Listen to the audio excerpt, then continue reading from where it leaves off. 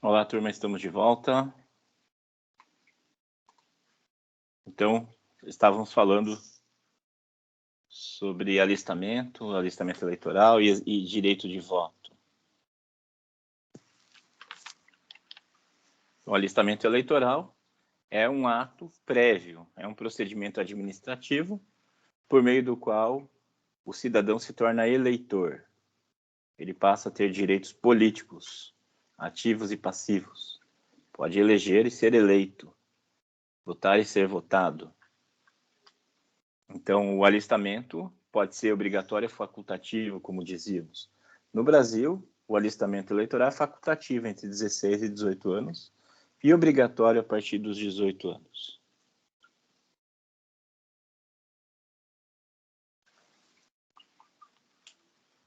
E aí, a partir do momento que o cidadão está alistado, ele pode exercer o direito de voto em período de eleições. E aí vamos passar a falar do voto.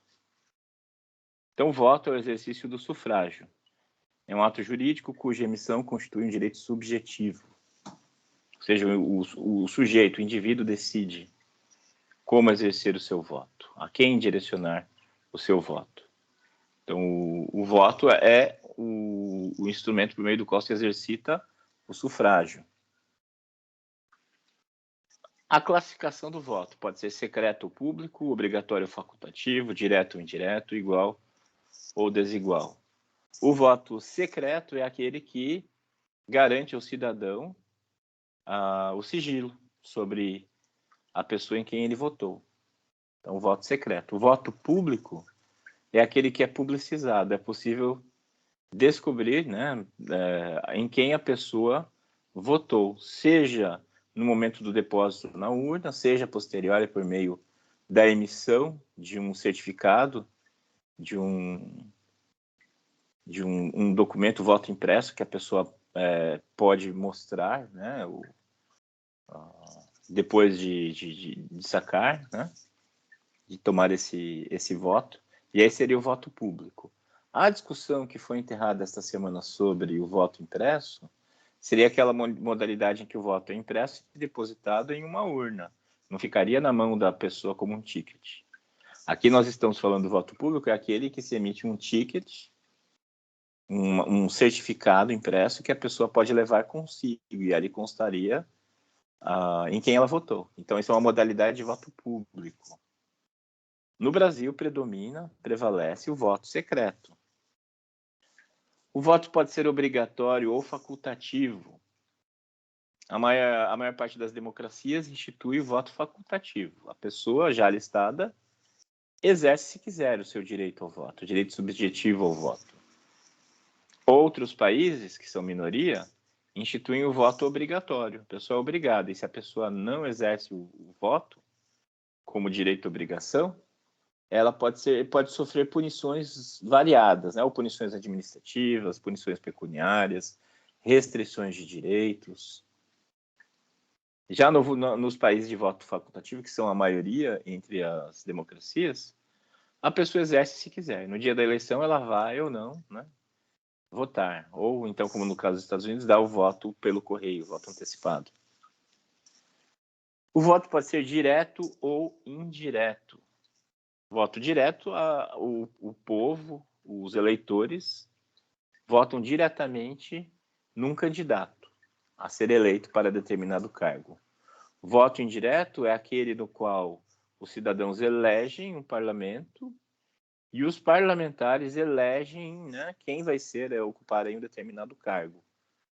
É o caso do que acontece no parlamentarismo, que é o voto indireto. As pessoas elegem o parlamento e o parlamento elege o primeiro-ministro. Aquele primeiro-ministro foi eleito indiretamente.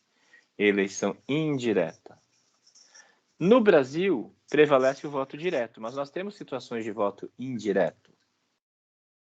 Por exemplo, em caso de impeachment do presidente e do seu vice, há previsão constitucional de eleição indireta, se faltar menos de 2 anos para a próxima eleição presidencial. Aí o parlamento, né, o Congresso Nacional, vai eleger o presidente que vai concluir o mandato desse presidente que foi impeachmentado, faltando menos de 2 anos. Desde que o vice também, né, tenha sido afastado. Então, é uma situação de eleição indireta que a gente tem no Brasil. Se faltarem mais de 2 anos, aí seria eleição direta. Seria feita uma nova eleição e o eleito terminaria esse mandato. Não teria mais 4 anos. Terminaria esse mandato. Pois não, Paulo?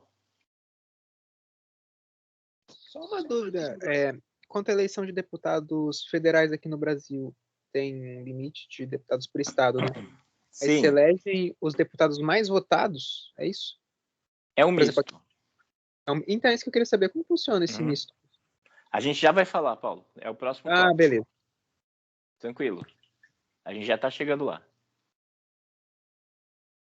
Então, no Brasil, a gente tem essa situação de eleição indireta. Se o presidente e o seu vice sofrerem impeachment, forem afastados, morrerem, enfim, por algum motivo não puderem concluir, aí vai haver eleição indireta, faltando menos de 2 anos para o fim do mandato. Também pode-se considerar a eleição indireta a eleição do presidente da Câmara, do presidente do Senado. Né? Não é a população que elege o presidente da Câmara. São os próprios parlamentares, os próprios deputados federais que escolhem o presidente da Casa. É uma forma de eleição indireta também. Então, nós podemos dizer assim, no Brasil prevalece o voto direto. Mas nós temos previsões, nós temos situações de voto indireto. Voto igual ou voto desigual? O voto igual significa que todo mundo tem o mesmo peso na hora da eleição, todos os eleitores. Né? O princípio do um homem, um voto. O homem aí no sentido no sentido sobrecomum, gênero humano, né? Um substantivo sobrecomum. Então, uma pessoa, um voto. Então, esse é o voto igual. Voto desigual é quando há pesos diferentes. Pesos diferentes para os eleitores. O voto feminino tem peso de metade do homem, por exemplo, né? Um país que institui isso. Nos Estados Unidos, nas origens, os negros contavam como 2/3 de um cidadão branco. Isso lá no momento do inicial do país, para fins de destinação de verbas e demais e vagas na na Câmara dos Representantes. Então, mesmo escravos, os negros contavam como 2/3 de um cidadão liberto. Enfim, é um sistema desigual, de peso desigual, né? Embora não fosse exercício de voto. Então, no Brasil, a Constituição estabelece o voto secreto, obrigatório, direto e igual. Embora nós tenhamos situações de voto facultativo e situação de voto indireto. Conforme a gente vai estudar lá em Direito Constitucional, no artigo 14 da Constituição. Nisso do voto aberto ou voto público, existiu na República Velha o chamado voto de cabresto. Então, nesse contexto, os coronéis, que eram os latifundiários, que não eram coronéis de verdade, em certo momento, na República, atribuiu-se o título de coronel a latifundiários, para suprir a ausência do Estado. O Estado não conseguia se fazer presente nas regiões mais remotas, mais distantes dos centros urbanos. Então, para suprir a ausência da polícia, a ausência do Estado, foi criada a Guarda Nacional e deu-se o título de coronel a latifundiários, que passariam a representar o Estado nas suas regiões. Tinham certos poderes de polícia. Depois a Guarda Nacional foi suprimida, esse título perdeu validade, mas passou a ser transmitido, entre aspas, como se fosse um título nobiliárquico. Então, o filho do coronel era o coronelzinho, né, que o sucederia. Isso permanece até hoje. É uma forma informal de reconhecimento do poder extrajudicial que esses grandes latifundiários têm em regiões remotas. Então, na República Velha, os coronéis obrigavam e usavam de violência para que os eleitores do seu curral eleitoral votassem nos candidatos apoiados por ele. O coronel verificava se as pessoas que viviam na sua circunscrição geográfica, por assim dizer, estavam votando em seu candidato. Ele definia quem era o candidato e todo mundo tinha que votar. Como o voto era aberto, ou seja, público, os eleitores eram pressionados e fiscalizados por capangas do coronel para que votassem nos candidatos por ele indicados. No dia da eleição, antes de depositar na urna, a pessoa tinha que mostrar em quem estava votando, antes de colocar o voto na urna. E ficavam lá os representantes políticos do coronel, que nada mais eram do que capangas, né? Que depois faria uma retaliação contra quem não seguisse os desígnios do coronel. O coronel também utilizava outros recursos para conseguir seus objetivos políticos: compra de voto, votos fantasmas, troca de favores, fraudes eleitorais e violência. Então foi um período bastante obscuro da nossa democracia, esse. E as eleições eram todas fraudadas, hein? Fraudes massivas, em todos os lugares, seja para um lado, seja para o outro. Tá? Não vamos dizer que na República Velha um lado só fraudava. Não, todo mundo fraudava para todos os lados. Na política do café com leite, em que os representantes vinham ou de São Paulo ou de Minas Gerais. E o voto de cabresto é ainda hoje o mecanismo de acesso a cargos eletivos por meio da compra de votos, com a utilização da máquina pública ou abuso de poder econômico. Recorrente no interior do Brasil como resquício do coronelismo. Então ainda hoje existe o voto de cabresto, embora não com essa configuração do voto aberto, mas há sim troca de favores, compra de votos, violência. Isso ainda existe, isso subsiste em certas regiões. Aí o voto, em alguns países, voto obrigatório com sanções aplicadas, é o caso do Brasil. Voto obrigatório sem sanções, caso aqui na América Latina, do Paraguai, da Bolívia, do México. Deixa eu ver aqui mais, Guatemala, Honduras, Panamá. Na África, o Gabão, a Turquia. O mapa não dá para deixar ver bem, mas parece que é a Grécia. A Bulgária, talvez, não tenho certeza. Então, o voto é obrigatório, mas não há sanções nesses outros países. Em azul escuro, o voto é obrigatório, com sanções aplicadas apenas a homens, né? E depois voto obrigatório sem sanções somente a homens, que é casos de países muçulmanos como a Líbia e o Egito. E, em amarelo, o país teve o voto obrigatório no passado.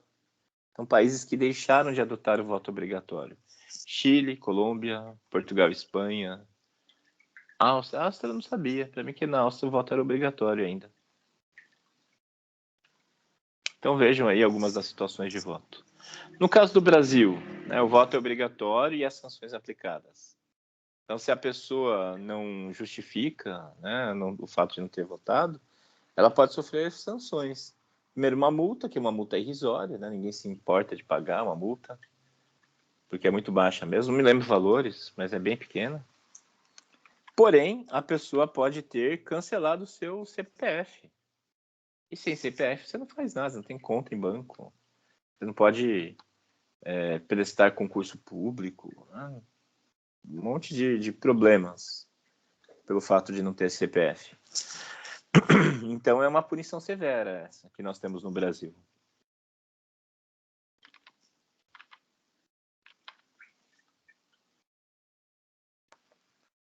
No Brasil nós tivemos situação de voto indireto. Foi no período, nos anos 70, em que se instituiu o senador biônico, eleito por colégio eleitoral, conforme criado por Geisel, em 1977, com o pacote de Abril.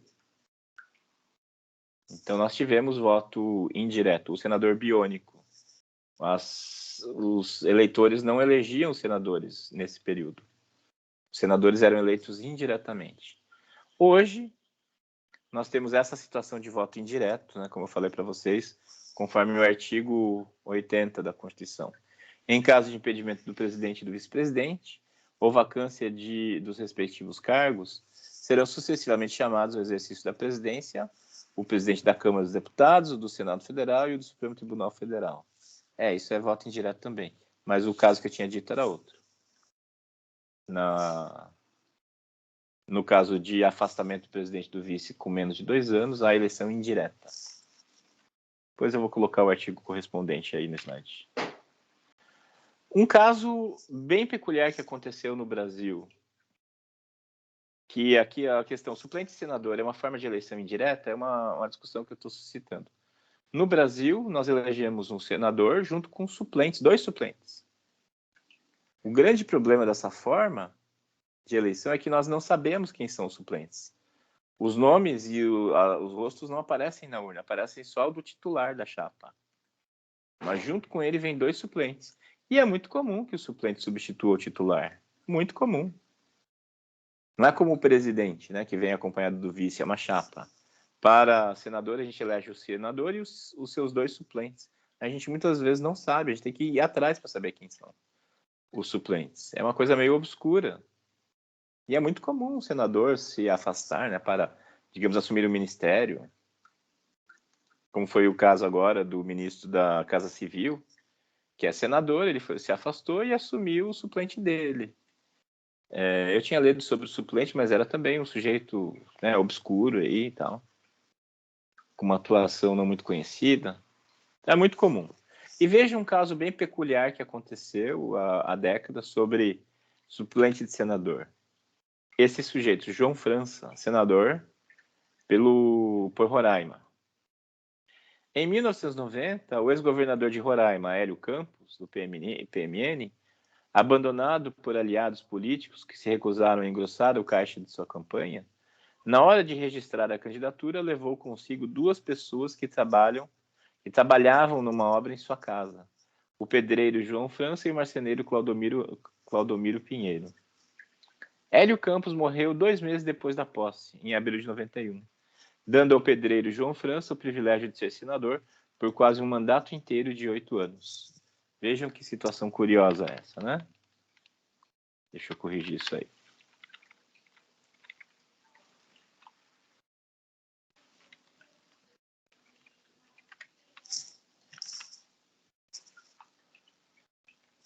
Sem questões de classe, né? Sem questões classistas. Mas a questão é que o João França foi alguém que foi eleito junto com o titular e os eleitores não sabiam.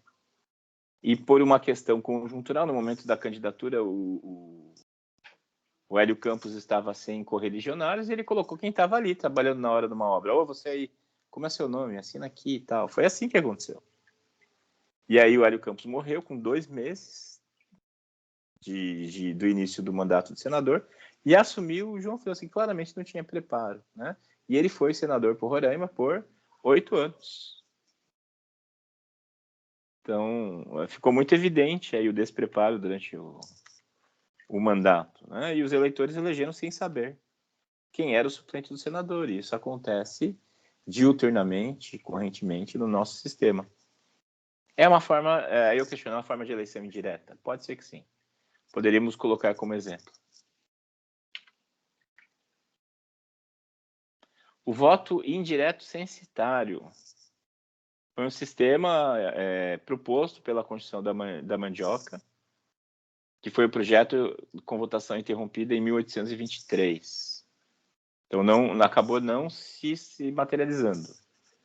Mas por esse sistema, os eleitores de primeiro grau, ou seja, da paróquia, deveriam provar uma renda mínima de 150 alqueires de plantação de mandioca e elegeriam os eleitores do segundo grau, ou seja, da província, que necessitavam de uma renda mínima de 250 alqueires.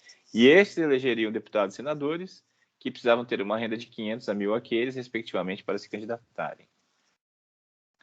E a mandioca não era por acaso. Por que mandioca? Né? Que estranho. A mandioca não representava apenas a quantidade de terras do eleitor, mas também a quantidade de escravos que ele possuía, visto que a mandioca e a farinha de mandioca eram os alimentos básicos dos escravos e trabalhadores rurais da época. Então vejam que isso tinha a ver com a escravidão, né?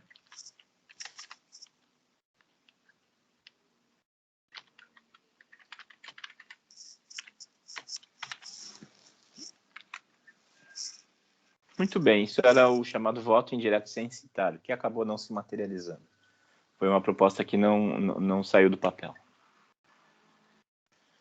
E, por fim, para a gente fechar o tópico do voto, no Brasil, a Constituição de 88 consagra o voto secreto, o voto obrigatório para eleitores entre 18 a 70 anos e facultativo para os eleitores analfabetos de 16 a 18 anos e também os maiores de 70, acabei de esquecer.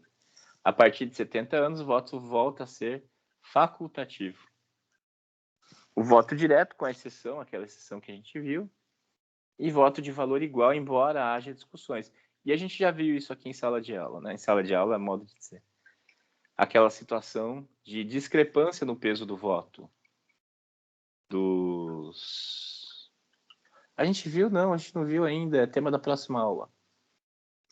Então, na próxima aula, eu vou mostrar para vocês que, embora idealmente nós temos voto de valor igual no Brasil, na prática esse voto acaba sendo desigual. Na medida em que um eleitor de Roraima tem o mesmo peso de 10 eleitores de São Paulo. É uma discrepância muito grande, né? O peso político de um eleitor roraimense é o mesmo de 10 eleitores paulistas.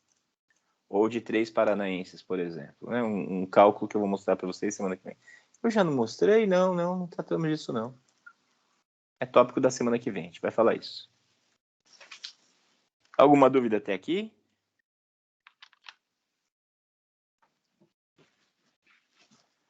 Abraão, você está por aí? Oi, professor, bom dia, tô sim. Bom dia, Abraão. Você comentou aqui, depois que eu te chamei, professor exemplo de 2018, teve até briga nas famílias entre os que eram a favor e os que eram contra, no caso do plebiscito da divisão do Pará, né? Os que queriam a divisão falavam que seria bom, porque abririam concursos públicos, etc. Mas hoje em dia há consenso na população que é questão de tempo a divisão, dado a diferença cultural entre as regiões do estado e, obviamente, o crescimento populacional que as outras duas regiões ganharam. Você tinha que idade à época? Você se lembra bem desse contexto? Eu me lembro sim, eu lembro que eu até entrei na urna com o meu pai para votar. Eu Olha era bem só. criancinha. E essas discussões ainda hoje permanecem no Pará. Aham. Muito bem, então até brigas familiares aconteceram. Sim, na minha família, por exemplo, a minha avó não queria separação porque é algo mais passional, assim, entende? Tipo, de não querer a divisão e tal. Falar que o Pará sempre foi um estado só.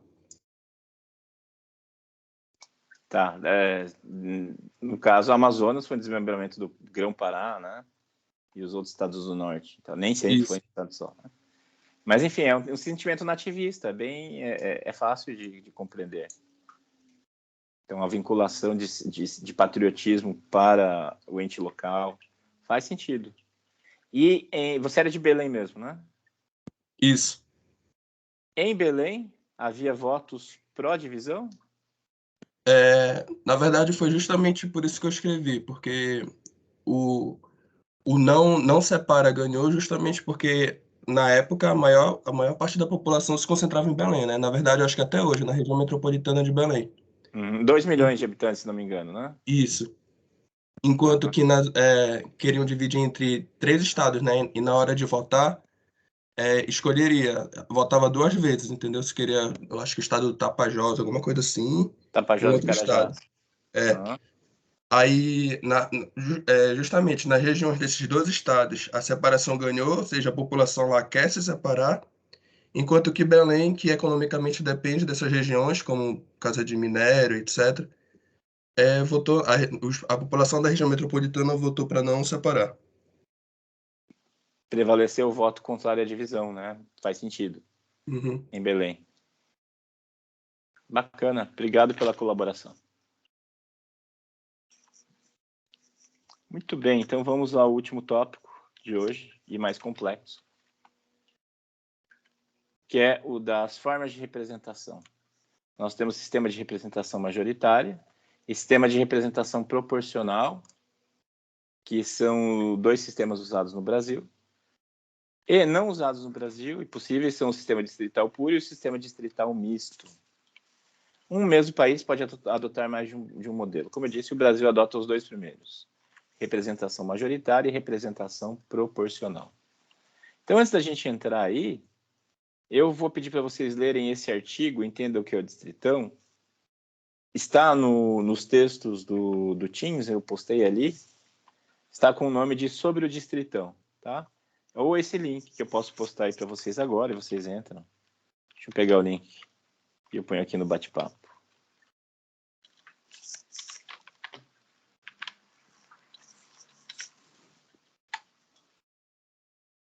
Muito bem, vou dar 10 minutos aí, leiam esse artigo para entender um pouco sobre essa ideia, essa proposta do distritão, e já a gente volta e bate um papo sobre isso.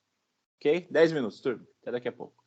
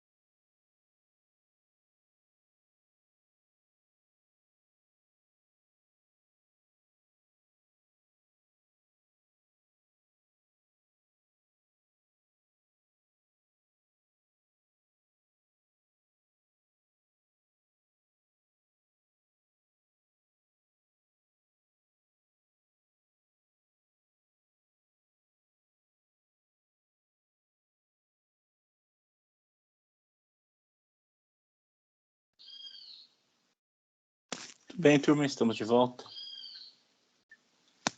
Então, vocês leram aí sobre o chamado Distritão, que visava substituir o nosso sistema. Qual é o problema? E acabou sendo derrotada a proposta, né? O Distritão foi votado na Câmara e foi derrubado. Então, vejam aí, no dia 11 de agosto, dia do advogado, data da implantação dos cursos jurídicos no Brasil, a Câmara dos Deputados aprovou o destaque do PSOL e retirou da PEC da reforma eleitoral o sistema distritão nas eleições de 2022 para deputados.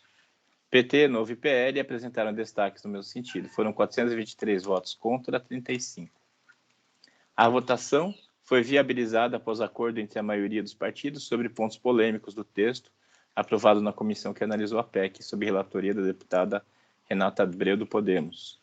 O distritão é um apelido para o sistema de eleição majoritário, segundo o qual apenas os mais votados são eleitos. Esse sistema é usado na escolha de cargos do Executivo, presidente da República, governador e prefeito, e também para senador. Então, veja só, nesse sistema proporcional que nós usamos hoje, eu vou explicar melhor daqui a pouco, são eleitos os mais votados e existe o voto de legenda, que colabora para que sejam eleitos outros que não receberam voto massivo, não receberam voto suficientes para se eleger individualmente. Então, o nosso sistema proporcional permite essa mescla. Permite que o voto de quem não foi eleito não seja desperdiçado, que valha o voto de legenda. Essa proposta que acabou sendo rejeitada do Distritão estabelecia que apenas os mais votados seriam eleitos. Por exemplo, no Paraná nós temos vagas para 30 deputados federais. Apenas os 30 mais votados seriam eleitos, diferentemente do sistema atual, em que o voto de legenda interfere também, e alguns que não receberam tantos votos são beneficiados pelo voto de legenda. Então, o sistema esse sistema que foi rejeitado do Distritão estabelecia que apenas os mais votados. Qual é o problema? Como vocês viram aí no artigo, celebridades seriam eleitas, né, por causa do Tiririca, né, de cantores, enfim, pessoas que não têm um trânsito político específico, não atuaram na vida pública especificamente e acabariam eleitos. Ou então, pessoas que tenham capacidade de bancar a eleição, tenham apoio econômico, ou por serem ricos, ou por terem apoio financeiro relevante. Então, o sistema favoreceria os candidatos com mais recursos econômicos, prejudicando aqueles que não têm, né, e certas bandeiras. Também enfraqueceria os partidos políticos, porque a eleição se tornaria nominal, né? Dependeria dos nomes. O indivíduo equivaleria, e não às propostas que ele defende.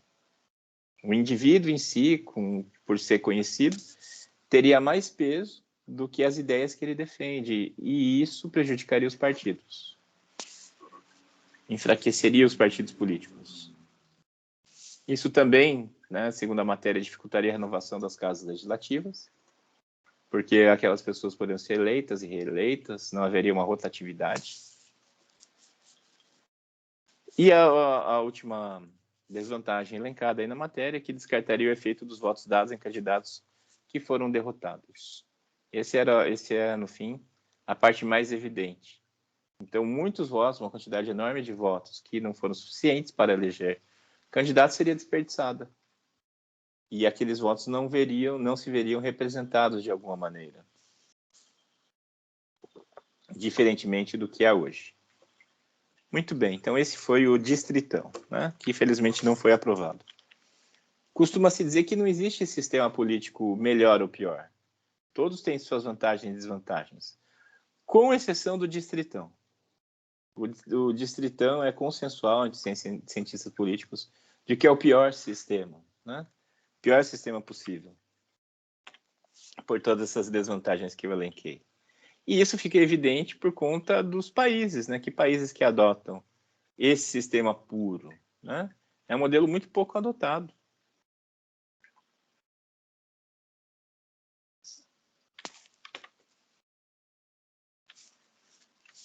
Muito bem. Então, isso nos leva ao tópico das formas de representação. Nós temos o sistema de representação majoritária, sistema de representação proporcional, sistema distrital puro e sistema distrital misto. E como eu já antecipei a vocês, um país pode adotar mais de um sistema. O Brasil adota os dois primeiros. E o que é cada um? Vamos a eles. Sistema de representação majoritária. É um sistema de turnos da representação majoritária no Brasil. No sistema majoritário, é eleito o mais votado, tá? Ou os mais votados. Então, no caso do Brasil, esse sistema de representação majoritária é adotado com um sistema de 2 turnos ou de turno único. 2 turnos para a eleição de presidente, governador, governador distrital e prefeitos com cidades com mais de 200 mil eleitores. E o sistema que se estabelece é que a maioria é relativa no primeiro e no segundo, considerados os votos válidos, concorrendo entre os 2 mais votados. Se alguém alcançou maioria relativa maioria absoluta no primeiro, é eleito. Se ninguém atingir a maioria absoluta, a maioria relativa no segundo turno. Então, por exemplo, deixa eu pensar um exemplo aqui. Digamos que sejam 100 eleitores. E se alguém dentre os 100 alcança 51 votos, está eleito. Não tem segundo turno. Se nenhum dos candidatos alcança 51, é feito o segundo turno com os 2 mais votados. E aí aquele que obtiver a maioria relativa, no segundo turno, é eleito. Como assim maioria relativa? Desconsiderados os brancos e nulos.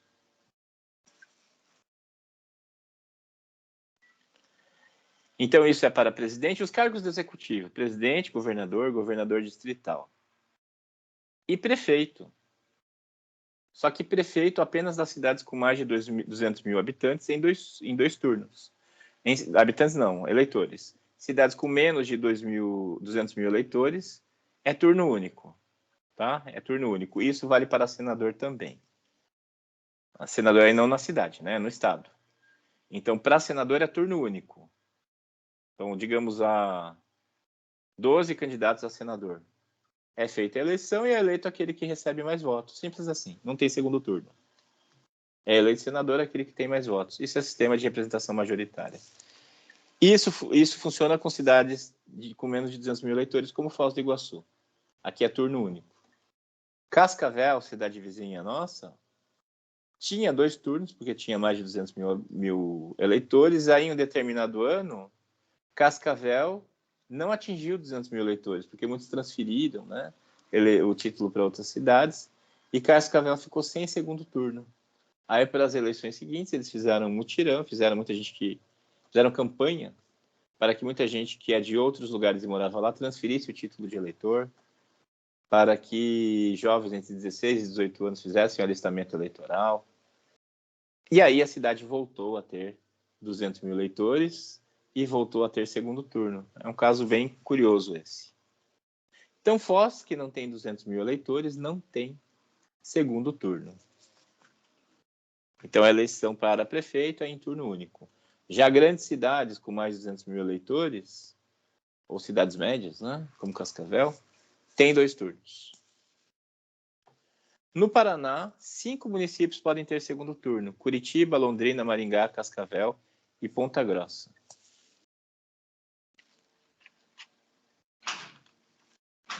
O sistema de representação proporcional estabelece que há múltiplos eleitos.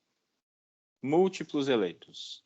A proporção das cadeiras ocupadas por cada partido é determinada pela proporção de votos recebidos por ele. Então, o Paraná tem direito a 30 deputados federais. Quem serão os eleitos? Os 30 mais votados. Só que os 30 mais votados é considerado o voto nominal e o voto de legenda.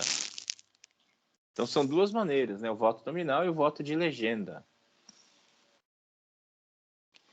Esse sistema é adotado no Brasil para deputado federal, deputado distrital. Lembrando que deputado distrital é aquele do Distrito Federal. Deputado estadual e vereador. Então, São Paulo tem direito a 70 vagas de deputado federal. Então, 70 mais votados, considerando o voto nominal e o voto de legenda, são os que vão ocupar as 70 cadeiras. E o quociente eleitoral é o método pelo qual se distribuem as cadeiras nas eleições pelo sistema proporcional de votos, em conjunto com o quociente partidário e a distribuição das sobras. É uma definição difícil e é um cálculo complexo que eu nunca consegui aprender. Nunca entendi o algoritmo, né? Mas é basicamente para definir aí qual é a distribuição de cadeiras.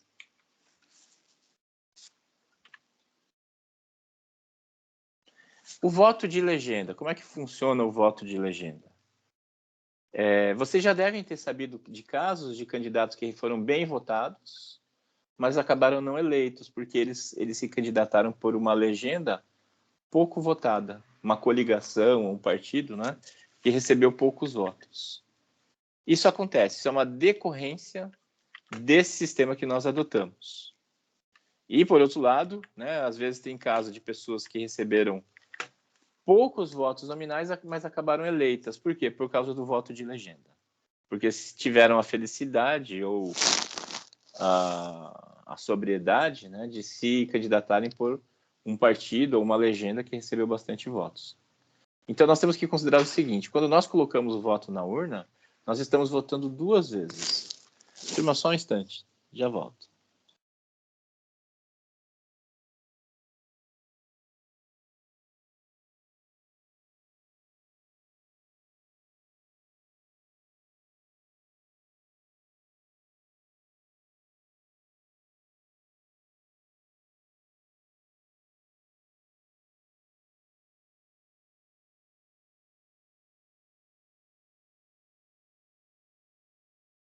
Oi, desculpem, estou de volta.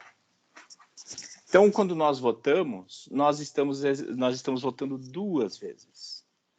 Nós estamos exercendo o voto nominal e o voto de legenda. Você vota lá no candidato tal, você está votando nele, pessoalmente, e está votando na legenda dele, partido ou coligação. Então, quando você exerce o seu direito de voto, na verdade, você está votando 2 vezes. Seu voto tem peso 2. É possível votar só na legenda. Aí você vota no partido ou na coligação, né? E aí o voto vai só para a legenda. É possível fazer isso. Mas, quando você vota nominalmente, você está votando 2 vezes. Aí não tem como só votar na pessoa sem votar na legenda dela. O resultado é que daí a pessoa que recebe muitos votos é eleita e ela leva consigo correligionários que são beneficiados pelos votos individuais que ela recebeu. Em tese, são pessoas, né, que têm a mesma orientação política, o mesmo posicionamento ideológico. Então, é esse o sentido do voto de legenda. Ele ajuda a distribuir os votos que não resultaram na eleição do indivíduo para pessoas que tenham a mesma orientação política ou ideológica. Essa é a vantagem do sistema do voto de legenda que nós adotamos no Brasil. Aí tem consequências, né? Consequências nefastas, consequências positivas. Às vezes a gente tem deturpação do sistema. Um caso bem curioso foi o do Tiririca. A primeira eleição... Tiririca não, falei errado, peraí. Aquele do Prona, esqueci o nome dele, que faleceu. O Enéas Carneiro. Vocês vão ter memória deles, né? Mas enfim, o Enéas era uma figura política que se destacou na eleição de 89 e depois ele tinha um certo carisma, né? E depois ele chegou a ser a terceiro numa certa eleição que eu não me lembro qual foi, acho que foi de 94. Terceiro colocado na eleição. E o Enéas Carneiro, ele se candidatava sempre a presidente, né? Aí, numa certa eleição, ele resolveu se candidatar a deputado. E ele era do Rio de Janeiro. E ele transferiu o domicílio eleitoral dele para São Paulo, para concorrer em São Paulo, pelo Prona, deputado. E inscreveu pelo partido dele, que era um partido nanico, vários candidatos também. E ele recebeu assim, uma quantidade avassaladora de votos, e ele pôde levar consigo uns outros 3 deputados que não tiveram nenhuma votação expressiva. Né? Tiveram, 45 votos, 15 votos, não há 15 mil, 15 votos mesmo. Então ele recebeu uma quantidade avassaladora e levou 3 deputados consigo. E depois que foi feita a eleição, foi feita a verificação, e percebeu-se, a Justiça Eleitoral percebeu, notou, comprovou, que esses correligionários dele não moravam em São Paulo, efetivamente. Eles moravam no Rio de Janeiro. Se candidataram por São Paulo, uma aventura, assim, né? E daí eles perderam a vaga, né? E só o Enéas Carneiro acabou sendo eleito. Isso é uma deturpação do sistema, vejam só. Então coloca-se celebridades ali para conseguir muito voto, e aí esses votos acabam elegendo outras pessoas do partido ou da coligação. Isso é uma estratégia, né? Eu falei deturpação, mas, enfim, é estratégia mesmo. Não necessariamente é antiético, né? É como se age, digamos assim. Vamos ser maquiavélicos nessa hora, sem usar critérios éticos da vida social aplicados à política. A Milena pergunta, professor, e essa representação proporcional que teria sido afetada pelo distritão? É isso aí, Milena. É isso que seria desfeito do nosso sistema. Não haveria mais a possibilidade de pessoas com menos votos se elegerem, né? Então, perderiam-se votos que não teriam levado à eleição de alguém e que hoje ajudam na eleição de pessoas, ainda que não sejam indivíduos, pessoas que defendam as mesmas bandeiras ideológicas ou políticas daquele candidato derrotado e que recebeu votos. O Paulo comenta: professor, dá para dizer que há uma forma de votação indireta no voto, então? Uma vez que estou elegendo nominalmente uma pessoa e, ao mesmo tempo, votando em pessoas que eu posso nem sequer saber quem são? Eleição indireta a gente não chamaria assim, mas a gente pode dizer que é o sistema de legenda. É isso aí, a gente vota 2 vezes. A gente vota no indivíduo e vota na legenda. E aí você acaba elegendo pessoas da legenda. Isso fortalece o partido, isso fortalece a ideologia, a defesa de bandeiras, e esvazia um pouco essa ideia do voto nominal. Você vota no indivíduo, às vezes uma pessoa, um cantor, sabe, que não tem menor trânsito político, não tem formação. Então você esvazia essa possibilidade e cria a possibilidade de outras pessoas engajadas politicamente naquela área, né, para serem eleitas. A Daniele fala: professor, não entendi bem como funciona para levar esses correligionários junto. É de acordo com o número total de votos em integrantes do partido? Até quantos membros podem ser levados junto com um representante famoso? Aí eu vou responder a sua segunda pergunta primeiro. Aí depende da quantidade de votos. O Enéas Carneiro levou uns 3, se não me engano, 3. O Tiririca levou mais uns tantos, né? Que foram pouco votados e acabaram levando. O do Enéas Carneiro ficou bem evidente, porque era só o Prona. O Prona não tinha se coligado com ninguém. Então era uma questão bem partidária. Eles queriam montar um partido forte, de orientação nacionalista. Eu ia falar de direita, mas não é algo que se aplique ao Enéas Carneiro. Então, pode levar quantos forem suficientes para eleger. Em São Paulo, um deputado é eleito, somando votos nominais e votos de legenda, com cerca de 450 mil votos. 450 mil votos.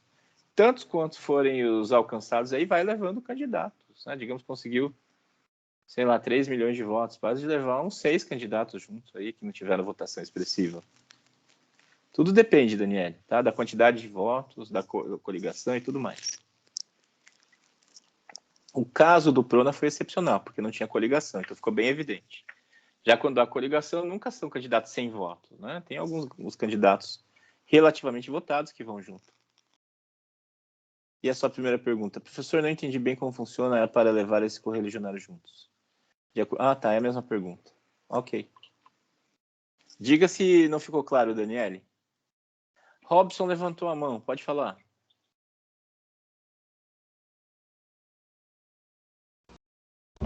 Bom dia, professor. Meu? Olá, bom dia, ouço sim. Tá me ouvindo, professor? Estou ouvindo, pode falar, Robson. Tá ok. Mas o atual sistema eleitoral também não é prejudicial, porque teve uma vez que acho que foi o Bobato, em Foz do Iguaçu, ele foi o terceiro vereador mais votado, mas como a legenda dele não alcançou o mínimo de votos, ele não entrou. Não é injusto? Sim, como eu disse, não existe sistema perfeito. Tem vantagens e desvantagens. Se tem vantagens por um lado, tem desvantagens de outro. Nesse caso, que lição a gente poderia tirar dessa situação, Robson? Que o partido procure fazer coligação para as eleições seguintes. Para que todos, né, daquela coligação consigam se beneficiar desses votos que acabaram não elegendo nominalmente alguém. E aí beneficiam os mais votados dessa coligação. Eu não sei especificamente essa situação do Bobato que você mencionou, ou já não lembro. Mas poderia ter sido sanada dessa maneira. Se tivesse numa coligação com mais partidos que teriam recebido mais votos, ele poderia ter sido eleito. Mas realmente é uma desvantagem. A gente pode considerar que é injusto sob certa perspectiva. E aí o que se faz é sopesar o que vale mais. Botar os mais votados ou fazer essa forma proporcional? Como a gente viu ali naquele artigo, o sistema do distritão que prevalece, que elege só os mais votados, tem uma série de desvantagens. Só os mais conhecidos, né, candidatos famosos ou com mais recursos econômicos acabam sendo eleitos. As bandeiras ideológicas e os partidos são prejudicados, acabam não tendo força, acaba tendo força o indivíduo e não o que ele defende. As pessoas vão votar no cantor, no modelo, no ator ali, em vez de votar em alguém que defende ideias, né, e que está qualificado para isso. Então são vantagens e desvantagens, Robson. Não tem sistema perfeito. Ok? Na verdade, é um jogo de interesse, né, professor? Porque a legenda pode pegar esse âncora aí de famoso e puxar lá uns 3, 4 que faz uma votação irrisória, né? E é o que acontece. É o que acontece, Robson. Acaba sendo assim. Colocam lá um Aguinaldo do Timóteo da vida e ele ajuda a eleger outros. É isso aí. Entendi. Obrigado. Nada. Paulo pergunta, quem decide qual correligionário vai ser levado? O candidato votado, o presidente do partido, algum outro? Não, os mais votados dentro da coligação, ô Paulo. Digamos que tenha 15 na coligação, 15 candidatos. Aí vem lá um que é super bem votado, ele vai ser eleito. E os votos dele e dos que perderam vão ajudar a eleger o segundo, o terceiro e o quarto, né? Que podem ter tido votação, mas não o suficiente para ser eleitos. E aí, com esse sistema, eles acabam sendo eleitos. Não é uma escolha assim, né? Não é apontado, não é dedocracia. São os mais votados dentro da coligação. Daniele. Então, o número de votos que o partido recebeu no total pode ser dividido entre os candidatos para cada um atingir o número mínimo de votos? A ideia é mais ou menos essa. Então, a coligação mais votada, né, vai ter lá direito a 2, 3 deputados, e os mais votados entre eles acabam sendo eleitos.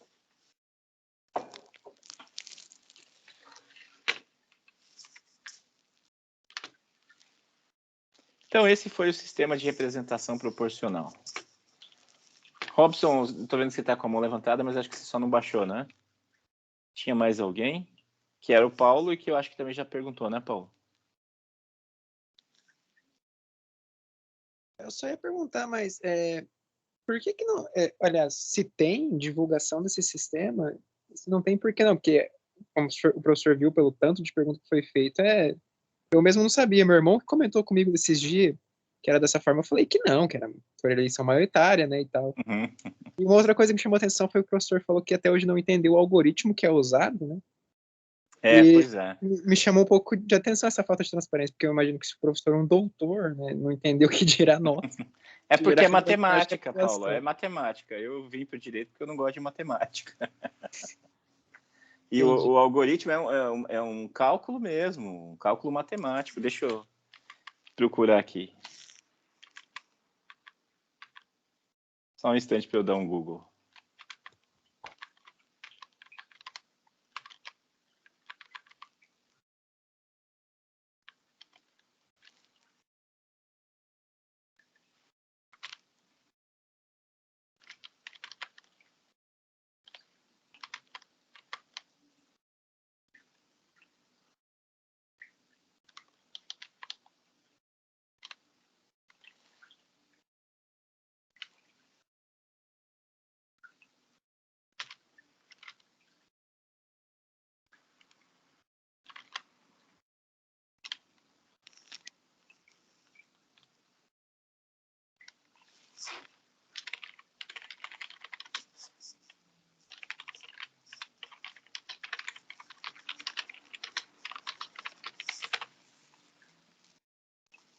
Eu não vou achar tão fácil. Mas é uma fórmula matemática, Paulo. Tá?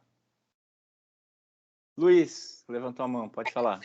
Ô, professor, acho que é isso que o Paulo está perguntando também, o pessoal vem perguntando. Uma vez me explicaram como é que funciona mais ou menos essa questão para saber quantos vereadores vão se eleger pelo partido. Uhum. Mas aqui em Foz. Daí me deram o exemplo que era, por exemplo, 200 mil eleitores aqui em Foz. E daí são 20 cadeiras. Então eu faria 200 mil dividido, acredito, por 20, e daí isso daria, acho que em torno de 10 mil, se não me engano. E daí, desses 10 mil, eles fazem assim, o partido que alcançou esse número tem direito ao mais votado do partido. Então, se ele atingir, por exemplo, 20 mil votos, ele tem direito a 2 vereadores, entendeu? E assim por diante. E daí acredito que seja essa a questão aí do Paulo, o pessoal também tá Sim, isso. Obrigado por deixar claro, Luiz. A ideia é mais ou menos essa, sim. É isso aí. Mas tem um cálculo matemático que mostra tudo isso, né? Que é complexo. Aí você vai substituindo ali os valores no cálculo para chegar a isso. Mas a lógica é bem essa, Luiz. É isso aí. Porque igual o Paulo falou, eu também acreditava que eram os mais votados. Daí me explicaram que tinha que ter esse cálculo e etc. Daí, mas só para vereador também. Já para deputado federal, estadual, já não sei se é a mesma coisa. Opa, peraí. Aí está o cálculo. O Abraão mandou, a Milena tinha mandado um link. Não sei se é o mesmo. Mas é isso, total de votos em candidatos, mais total de votos de legenda, dividido pelo número de vagas em disputa, igual ao quociente eleitoral. Exemplo, 150 mil votos válidos, dividido por 15 vagas, 10 mil é o quociente eleitoral. É isso aí. A cada 10 mil votos, a legenda ou partido tem direito a um deputado, dentre os mais votados, tá? Não é indicação do presidente do partido, nem nada assim, né? Dos mais votados ali, na ordem, são eleitos. É isso aí. Deixa eu abrir o link da Milena.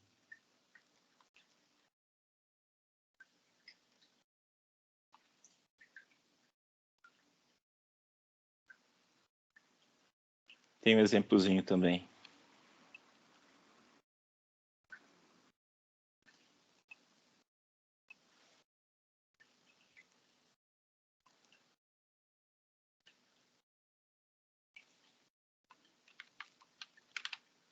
Vou postar no bate-papo.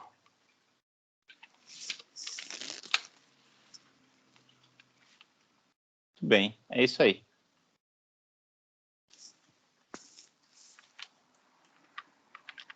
Professor, só uma observação. Pois não. A Milena mandou um link aqui que está bem explicadinho também. Aqui no link dela, é o site do TSE, está dizendo que uma emenda de 2017 passou a vedar a celebração de coligação partidária para a eleição proporcional a partir de 2020. A partir de 2020. Acho que agora é só o partido mesmo que leva. A partir de agora é só o partido mesmo. E isso está levando a cálculos eleitorais entre os partidos, né? Como fazer as campanhas a partir de então. A ideia é facilitar a fusão entre partidos. Então, vários partidos aí vão se fundir e dar origem a outras siglas, denominações a partir de agora, né? Então, vários partidos estão fazendo esse cálculo agora por conta disso.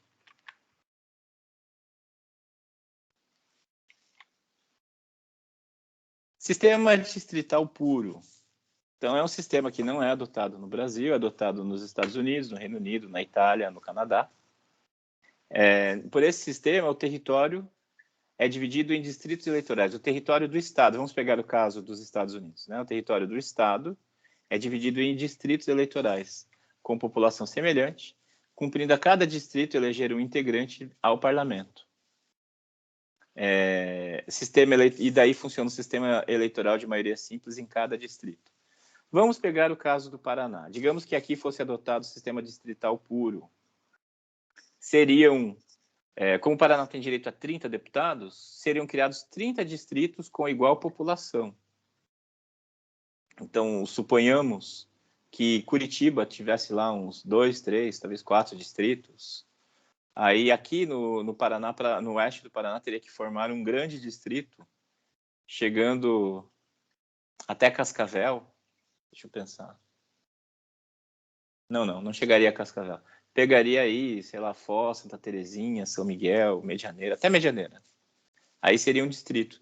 E essa região inteira do oeste do Paraná, aqui, elegeria um deputado. Aí é a região de Porto Grossa mais um, região de Cascavel mais outros, Maringá, Londrina, né? Curitiba teria mais de um. Então seriam divididos, o território do Paraná seria dividido em 30 distritos e cada distrito elegeria um deputado. Então esse é o sistema distrital puro. Elege um deputado. E daí, nessa eleição, há um sistema eleitoral de maioria simples.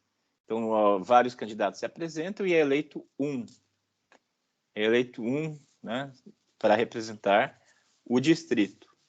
Então, é assim que acontece nos Estados Unidos, no Canadá, na Itália, no Reino Unido. Esse sistema tem vantagens e desvantagens, como todos, né? Reitero, não existe sistema perfeito. Então, esse sistema tem vantagens e desvantagens. Vantagem desse sistema: você sabe quem é o seu deputado, quem representa seus interesses, ou interesses da sua região. Atualmente, aqui no Paraná, nós temos 30 deputados, né? E os deputados recebem votos do estado inteiro. Claro que eles acabam tendo uma prevalência em certas regiões. É normal que isso aconteça. Mas um candidato lá de Curitiba pode receber voto aqui em Foz. Um candidato daqui dessa região pode receber votos lá no litoral, lá em Curitiba, né? E acabam sendo eleitos 30 no nosso sistema atual no Brasil. No sistema distrital, não é possível isso. Apenas localmente se vota. Você vota no candidato da sua região. É um voto majoritário. E aquele deputado representa a sua região. Vantagem: você sabe quem é o seu deputado. Você sabe a quem cobrar. Um mandato de quem acompanhar. Atualmente, né, pensa bem, a gente tem 30 deputados aqui no Paraná. E é como se a gente não tivesse nenhum. Quem a gente vai cobrar? Né? A quem a gente vai recorrer dos 30? Tem vários, mas também tem poucos. É como se não tivesse nenhum. Se fosse o sistema distrital, você sabe quem é o deputado que representa a sua região e você vai cobrar dele uma certa medida. Você vai cobrar por ele ter votado sim ou não numa certa eleição de projeto. Por exemplo, tivemos agora, esta semana, a questão do voto impresso. Se o seu candidato, né, se o seu deputado votou a favor e você é contra, na próxima eleição você vai puni-lo, não o reelegendo.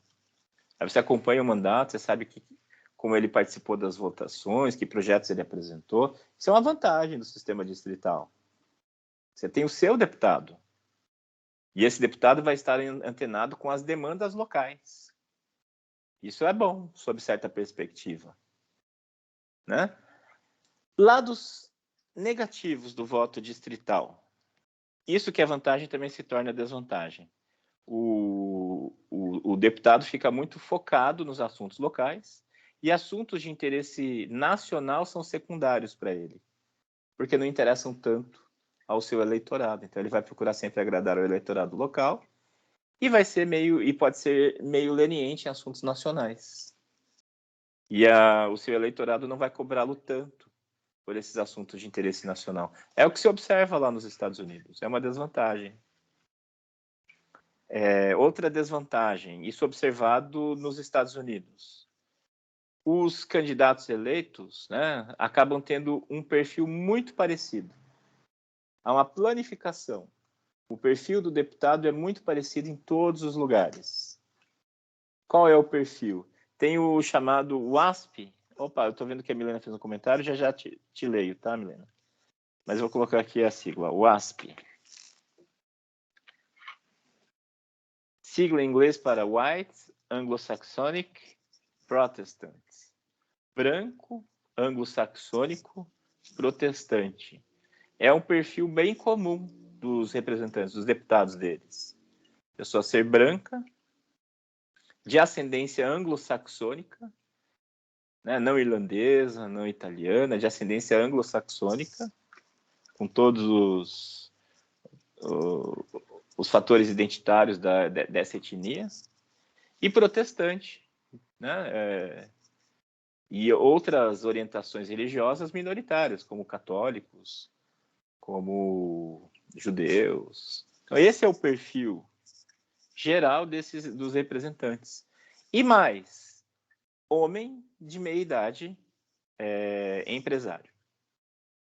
Esse acaba sendo o perfil mais comum dos deputados lá, dos representantes nos Estados Unidos. Homem de meia idade, empresário, além de WASP. Então, o sistema distrital puro acaba uniformizando os representantes políticos. Eles acabam tendo um perfil muito parecido.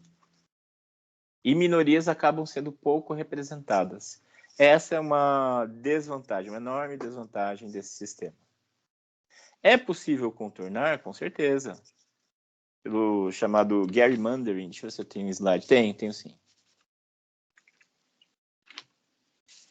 É possível criar distritos que privilegiem certas minorias. É o chamado gerrymandering positivo.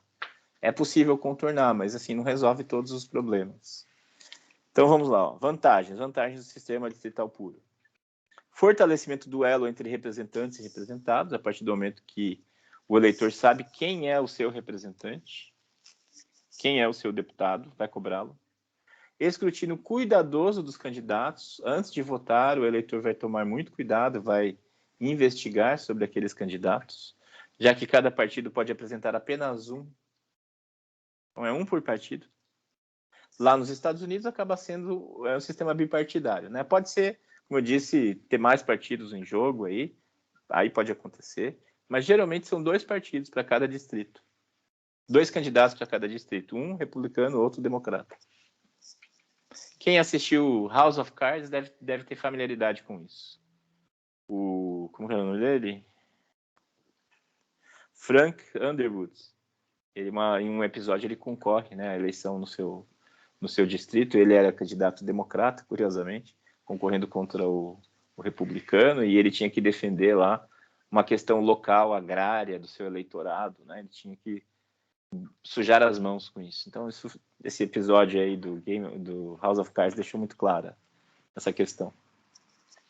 Desfavorecimento de correntes radicais, isso é vantagem. Memória eleitoral, o eleitor sabe o que o seu representante está fazendo. Redução de custos de campanha, já que são poucos candidatos. Então, essas são vantagens. Desvantagens. Padronização do perfil em detrimento de correntes minoritárias. Nos Estados Unidos, o WASP, mais esse outro perfil que eu falei, né? Homem de meia idade, empresário. Desproporcionalidade entre o total de votos e número de cadeiras. Desfavorecimento de causas nacionais. Os parlamentares se preocupam mais com causas locais, de cujos votos dependem. O gerrymandering. O que é gerrymandering? Existia um candidato chamado, de sobrenome Gary. E o que ele fez? Não era candidato, ele era um representante. Ele redesenhou, porque os distritos são redesenhados a cada eleição, para representar o deslocamento populacional, a proporção, né, de votos. Então, os distritos são redesenhados periodicamente. E num desses redesenhos, esse tal de Gary desenhou um distrito de tal modo que ele fosse beneficiado. ele fez um desenho esdrúxulo que parecia uma salamandra, né? Para pegar regiões assim bem diferentes de uma cidade grande lá, que não me lembro qual, para ele ser eleito. Então ele seria eleito naquele lá. Ele juntou votos ali de gente que votava nele e que não moravam próximo, né? Fez um desenho esdrúxulo. Aí surgiu o termo gerrymandering. Então, os distritos demarcados de forma a favorecer certos grupos políticos ou desfavorecer certos grupos sociais. Nos Estados Unidos, existe o gerrymandering afirmativo, que é permitido para favorecer minorias, ou seja, é possível desenhar um distrito de tal modo que, digamos, os operários fiquem concentrados. Se desenha um distrito para concentrar os operários para que eles possam votar de acordo com seus interesses, ou então um bairro negro, ou então com uma outra etnia. É possível o gerrymandering afirmativo. Para quê? Até para ter representações minoritárias. Porque nessa questão da padronização do perfil, etnias minoritárias e causas minoritárias, como, por exemplo, as causas LGBT, são desprestigiadas. Fusão, no Brasil, fusão entre Guanabara e Rio de Janeiro em 1975 para desfavorecer o MDB. Então, foi uma espécie de gerrymandering que a ditadura fez. Ao fundir o Rio de Janeiro e a Guanabara. E aí, com a Guanabara, né, com o estado da Guanabara, as causas progressistas defendidas pelo MDB acabaram sendo diluídas. E o clientelismo, baixa renovação dos parlamentares. Então, essas são desvantagens do sistema distrital puro. O que a Milena comentou? Professor, mas toda aquela discussão do distritão não tinha levado a um acordo para voltarem às coligações? Eu vi alguma matéria sobre o assunto. Então, foi votado o retorno das coligações, mas não foi aprovado ainda, Milena. Deixa eu ver se estava nessa notícia que eu postei aqui. Deixa eu ver.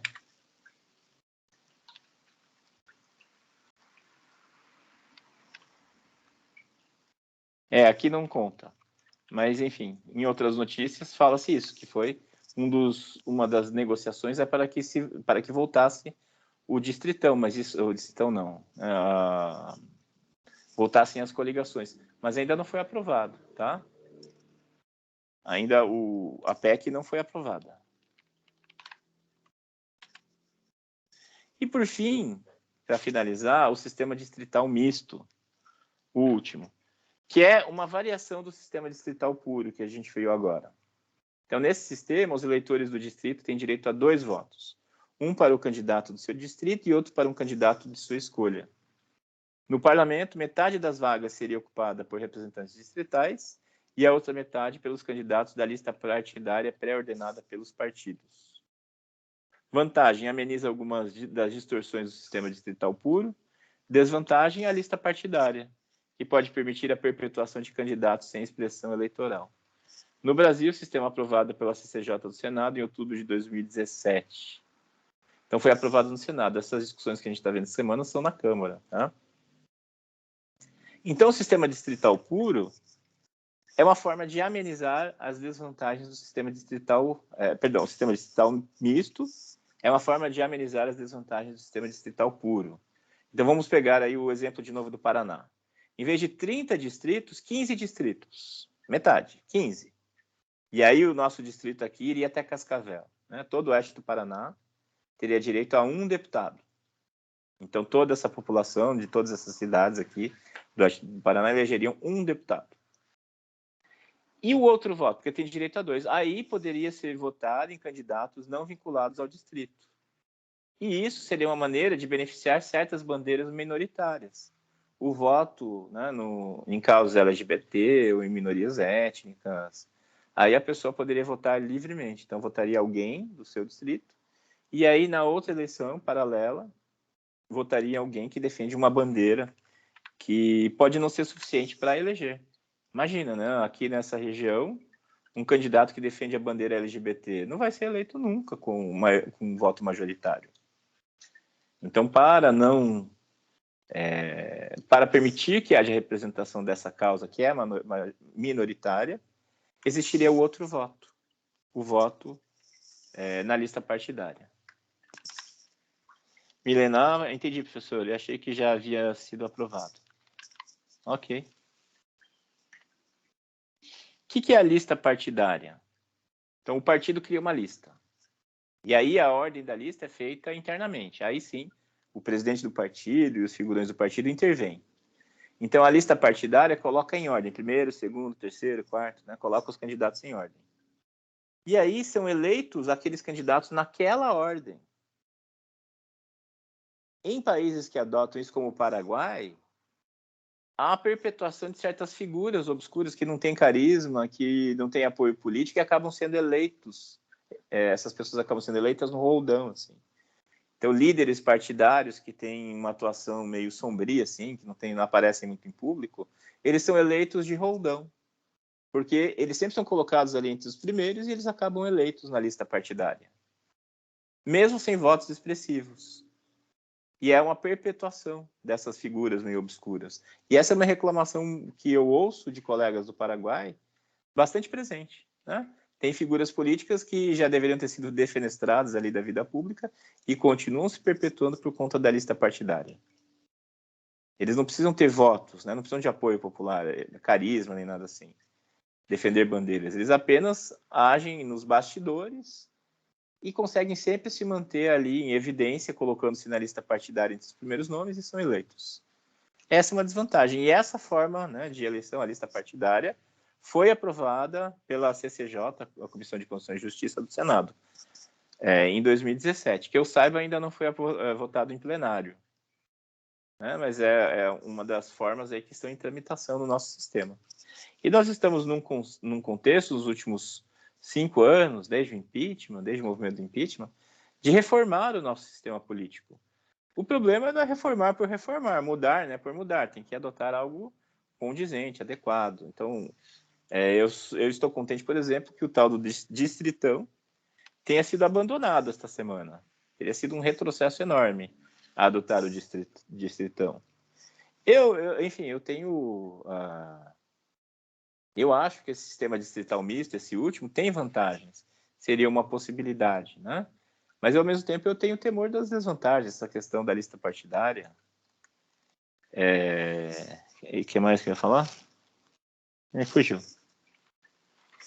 Então, se for para reformar, que haja um grande debate, né? Uma grande discussão sobre tudo isso. Não apenas mudar por mudar. É preciso ser consequente com os atos.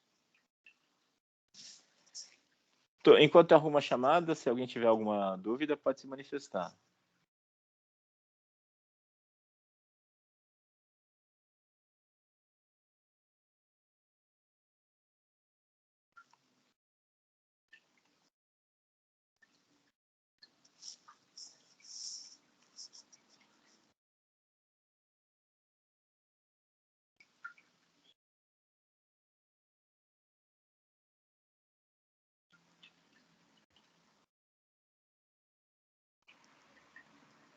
24/7. Ah, tá. Dia de atividade remota. Tem que atribuir presença ainda. Abraão. Presente. Ágata. Presente. Alessandra. Aline. Amanda. Ana Beatriz. Presente. Ana Carolina. Presente. Ana Cristina. Presente. Ana Terra. Presente. Beatriz. Presente. Bianca. Presente. Bruna. Camila. Daniele. Presente. Henrique. Presente. Eric. Presente. Felipe. Presente. Gabriel Delgado. Presente. Gabriel Furlan. Presente. João. Calil. Presente. Letícia.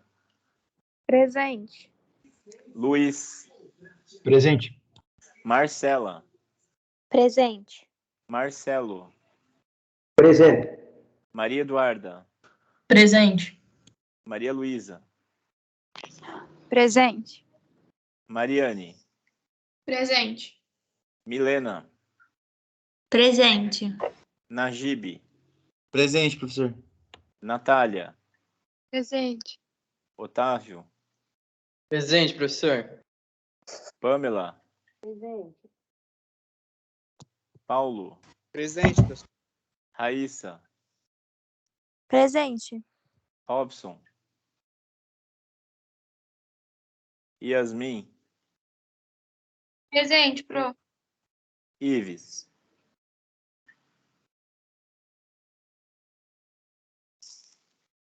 Deixa eu olhar aqui se teve alguém com presença. Oi, No começo da chamada que tá presente. quem? A Bruna Klaus. Bruna. Opa, Bruna, Amanda e o Robson. Bruna.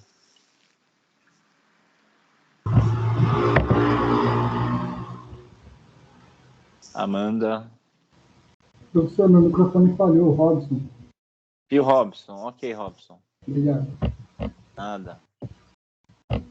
Mais alguém aí? Eu acho que não, né? Professor, É isso então. acho que você deixou falta no da Bruna e botou no da Camila. Não sei se eu vi certo. Opa, deixa eu olhar. Bruna. Ih, tem razão.